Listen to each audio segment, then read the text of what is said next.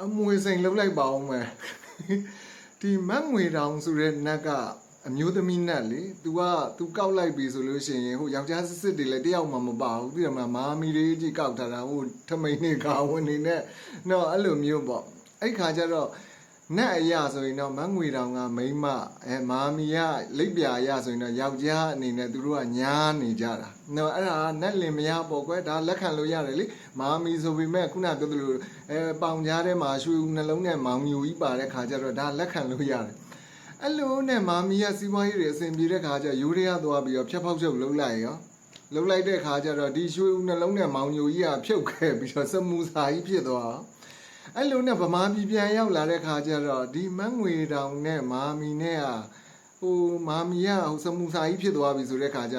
ညီမတော်သွားတာလားဒါမှမဟုတ်အရင်လိုပဲပေါ့နော်အရင်လိုလိပ်ပြအရာပဲခုနပြောသလိုပေါ့နော်စမူစာနှစ်ချက်ကလကွန်းတီးပြီးတော့လင်မယားဖြစ်နေကြလား